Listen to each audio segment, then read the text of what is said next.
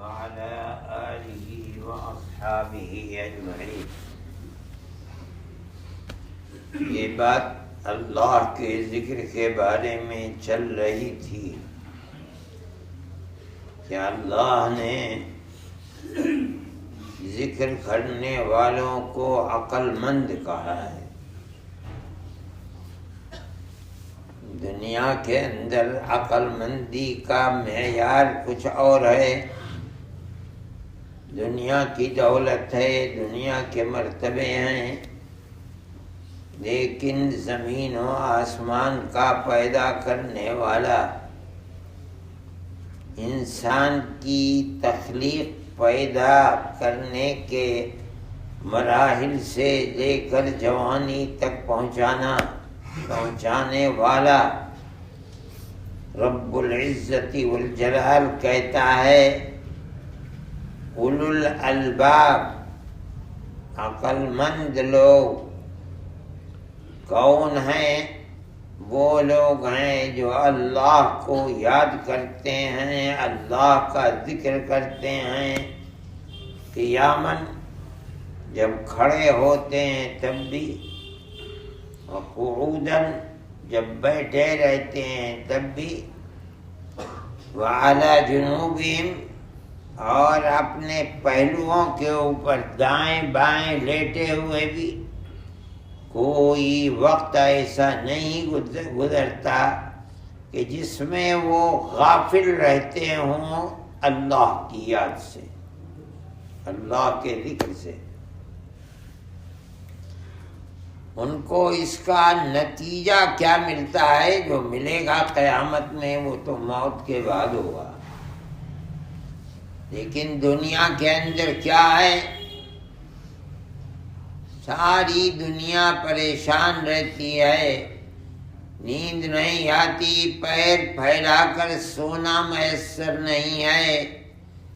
اللہ یہ فرماتا ہے الا بذکر اللہ تطمئن القلوب، اللہ کے ذکر اور اللہ کی یاد سے مومنین کے دل مطمئن ہوتے ہیں۔ جو آدمی اللہ کا ذکر کرتا ہے، اللہ کی طرف سے جو ملے گا قیامت کے دن وہ تو وہاں ملے گا۔ مومن کو دنیا میں کیا ملے گا؟ اللہ فرماتا ہے کہ کیسے بھی حالات ہوں دنیا کے، قرآن کا دعویٰ ہے کہ دلوں کو اطمینان میسر ہوتا ہے۔ کیسے ہی حالات ہوں، لیکن وہ مومن جو اللہ کی یاد کرتے کرتے کرتے کرتے اللہ کی یاد اس کے دل میں بس گئی، ان کے لیے اللہ کیا فرماتا ہے؟ وہ دل جو لوگوں کے بکھرے ہوئے ہوتے ہیں، ہر لمحے میں ادھر ادھر اوپر نیچے، فرماتے ہیں اللہ ان کو اطمینان میسر ہوتا ہے تو کس چیز سے؟ اللہ کے ذکر سے۔ مطلب کیا ہے اللہ کے ذکر کا؟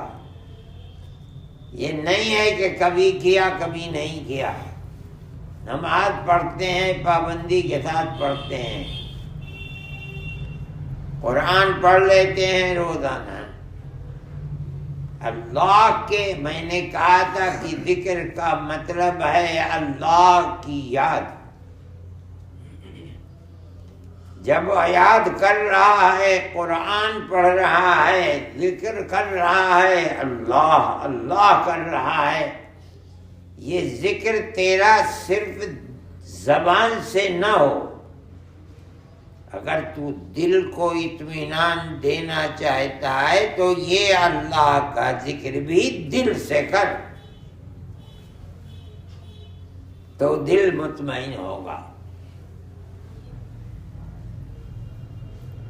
اس لیے ذکر اللہ کا مطلب یہ نہیں ہے کہ زبان سے صرف اللہ اللہ اللہ ہو رہا ہے، یہ وہ ذکر نہیں ہے جس سے دعویٰ قرآن کرتا ہے کہ تطمئن القلوب، دل مطمئن ہوتے ہیں، نہیں، وہ ذکر ہے جس سے دل مطمئن ہوتے ہیں کہ جب زبان سے ذکر کر رہا ہے تو اس ذکر میں اس کا دماغ اور اس کا دل بھی شریک ہو۔ یہ وہ ذکر ہے جس کو قرآن کہتا ہے کہ اس ذکر سے دل ذکر کرنے والوں کے مطمئن ہوتے ہیں۔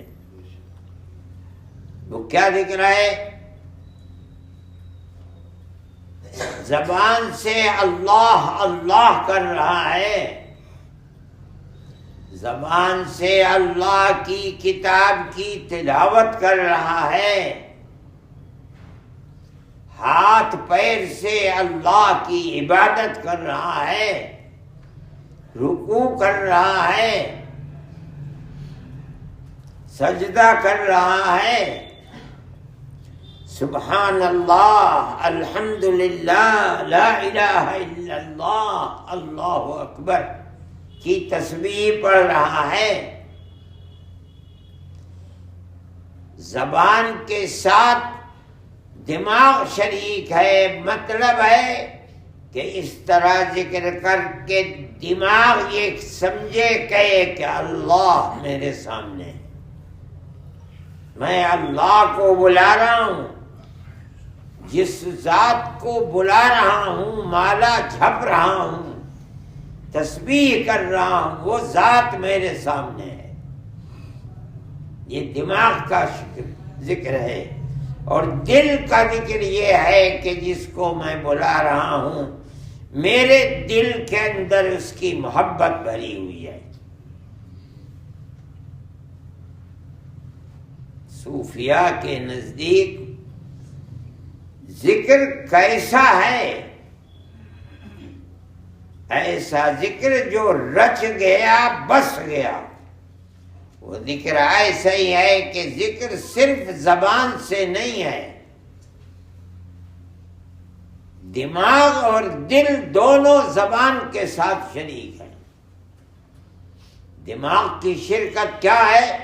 جس ذات کا نام لے رہا ہوں بار بار، وہ ذات میرے سامنے ہے، اور اس ذات کی محبت میرے دل میں ہے، جس کو میں بلا رہا ہوں وہ میرا محبوب ہے اور میرے دل کے اندر رچا بسا ہے۔ یہ وہ ذکر ہے جس کو قرآن نے دعویٰ کیا، الا کان کھول کر سن لو، ہماری اس بات کو اپنے دل میں بیٹھا لو، جگہ دے دو۔ وہ کیا بات ہے؟ بذکر اللہ تطمئن القلوب، ایسے ذکر سے اللہ کے دل مطمئن ہوتے ہیں۔ اسی لیے قرآن میں نماز کا حکم دیا گیا، 5 وقت کی نمازیں فرض کر دی گئیں۔ قرآن کے اندر روزے کا حکم دیا گیا، 1 مہینے کے روزے فرض کر دیے گئے۔ محدثین فرماتے ہیں ذکر کے اللہ نے حکم دیا حج کا، عمر میں 1 مرتبہ حج کر لیا، فرض ادا ہو گیا۔ ہر عبادت کا ایک وقت بھی متعین ہوا اور حد بھی متعین ہوئی۔ صرف اللہ کا ذکر ایسی عبادت ہے جس کو قرآن کہتا ہے اذکروا اللہ ذکرا کثیرا، کوئی حد نہیں۔ اللہ کا ذکر کرو، ذکر کرنا بہت کرنا، کوئی حد نہیں۔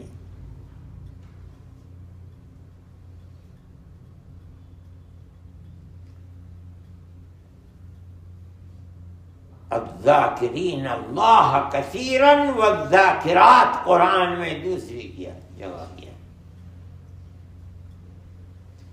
وہ لوگ، وہ مرد اور عورتیں جو اللہ کا ذکر کرتی ہیں بہت زیادہ ذکر کرتی ہیں۔ دوسری جگہ فرمایا، تیسری جگہ فرمایا اذا قضیت الصلاۃ، جب نماز پوری ہو جائے، اللہ کا ذکر یاد کر کے نماز پڑھی، دنیا میں اپنے معاش کی فکر میں، اپنی دنیا کے کاموں کے اندر لگ جاؤ، فانتشروا فی الارض، زمین کے اوپر پھیل جاؤ، وابتغوا من فضل اللہ، اور اللہ سے اللہ کا فضل، کمانے کی چیز، کھانے کی چیز، برتنے کی چیزیں حاصل کرنے کے لیے نکل جاؤ، لیکن دنیا کو حلال طریقے پر حاصل کرنے کے بعد ساتھ ساتھ کرو کیا؟ وَاذْكُرُوا اللَّهَ كَثِيرًا، اللہ کو یاد بھی رکھو اور کثرت کے ساتھ یاد کرو۔ بار بار قرآن میں اللہ صرف یہ نہیں کہتا کہ ذکر کرو، نہیں، ذکر کرو اور بہت کرو۔ کتنا کریں؟ نہیں، کچھ نہیں، کرتے رہو۔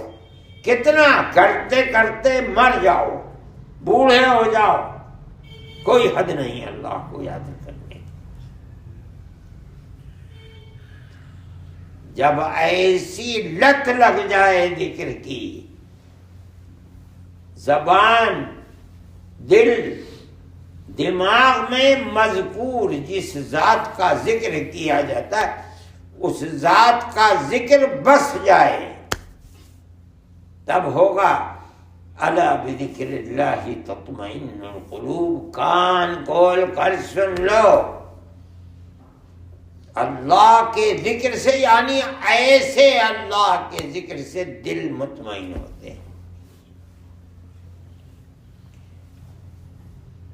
میرے بھائی،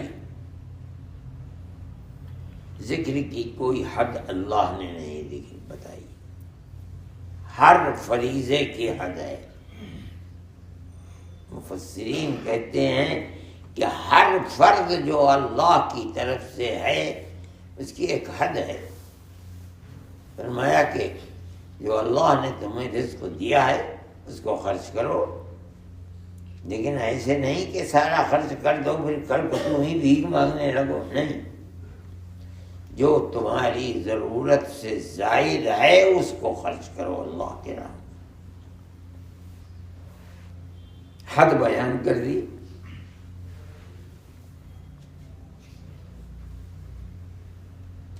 روزے ہیں، حج ہے، زکوٰۃ ہے، جو کچھ بھی ہے ایک حد ہے، مگر عجیب بات ہے کہ اللہ ذکر کی کوئی حد نہیں، یہ کہتا ہے زیادہ سے زیادہ کرو۔ اللہ کے نبی فرماتے ہیں کیا؟ اتنا کرو، اتنا کرو، اتنا کرو کہ دنیا کہے بھئی اس کا تو دماغ خراب ہو گیا، تو پاگل ہو گیا۔ کیا مطلب ہے؟ کثرت، نہ کھانے کی فکر ہے، نہ پینے کی فکر ہے، نہ سونے کی فکر ہے، کسی چیز کی فکر نہیں۔ اگر فکر ہے ہر وقت تو اللہ کے ذکر کی۔ میرے بھائی، آپ لوگ آئے ہیں، یہاں ہیں، اللہ کا ذکر بھی کرتے ہیں، مگر ذکر کا مطلب کیا ہے؟ صرف زبان سے ہی نہیں ہے، اس سے وہ چیز نہیں ملے گی جس کو قرآن کہتا ہے کہ دل مطمئن، دل کے اطمینان۔ اطمینان کا مطلب ایسا ذکر جس ذکر کے اندر دماغ اور دل دونوں اس کو پکار رہا ہوں، الا اللہ، اللہ اللہ، لا الہ الا اللہ، سبحان اللہ، الحمدللہ، لا الہ الا اللہ، اللہ اکبر۔ وہ ذات میرے سامنے ہے، میری زبان اسی کی مالا جپ رہی ہے، اور میرے دل کے اندر اس کی محبت ہے۔ یہی وہ ذکر ہے جس کی تلقین کی گئی ہے، یہی وہ ذکر ہے جس سے دلوں کو اطمینان میسر ہوتا ہے، یہی وہ ذکر ہے جس ذکر کے کرنے والے کو اللہ قرآن میں عقل مند بتاتے ہیں، عقل والے لوگ ہیں۔ ایسا ذکر جس کے اندر نہ دل شریک ہے نہ دماغ شریک ہے۔ میں نہیں کہتا ہوں کہ اللہ کا نام لینا بیکار ہے، لیکن یہ وہ ذکر نہیں ہے جس سے ذکر کرنے والے کے دل بھی مطمئن ہو جائیں گے اور اللہ سے تعلق پیدا ہو جائے گا اور اس کی محبت دل کے اندر پیدا ہو جائے گی۔ یہ وہ ذکر نہیں ہے۔ اسی کی کوشش کرنی چاہیے۔ اللہ ہماری آخرت کو بھی آباد فرما دے، دنیا کو بھی آباد فرمائے، دنیا میں رزق حلال عطا فرمائے، اور آخرت کو آباد کرنے کا مطلب کہ پہلی منزل تو قبر ہے۔ اللہ اس قبر کو منور فرما دے، اس کے بعد کی ساری منزلیں آسان ہیں، ان کے بھی اندر بھی اللہ ہماری مدد فرمائے۔ حضرت عثمان رضی اللہ تعالی عنہ جب کسی قبر کے اوپر کھڑے ہوتے تھے تو اتنا روتے تھے کہ داڑھی آنسوؤں سے تر ہو جاتی تھی۔ تو انہوں نے کہا کہ اللہ کی جنت کا ذکر آتا ہے آپ نہیں روتے، جہنم کا ذکر آتا ہے نہیں روتے، قبر پر کھڑے ہو کر کے کیوں اس قدر گریہ ہوتا ہے؟ فرمانے لگے کہ اللہ کے نبی سے میں نے سنا ہے، وہ فرماتے تھے کہ آخرت کی منزلوں میں سب سے پہلی منزل قبر کی ہے، اگر یہ آسان ہو گئی تو ساری منزلیں آسان ہیں، اور اگر یہیں اٹک گیا آدمی تو ہر منزل پہ اٹکتے جائے گا۔ اس منزل کو بھی سر کرنے والی چیز اللہ کا ذکر ہے، ایسا ذکر جو صرف زبان سے نہ ہو، دل اور دماغ دونوں شریک ہوں، تو موت آئے گی تو اللہ اس منزل کو بھی آسان فرما دے گا انشاءاللہ۔ وآخر دعوانا ان الحمد للہ۔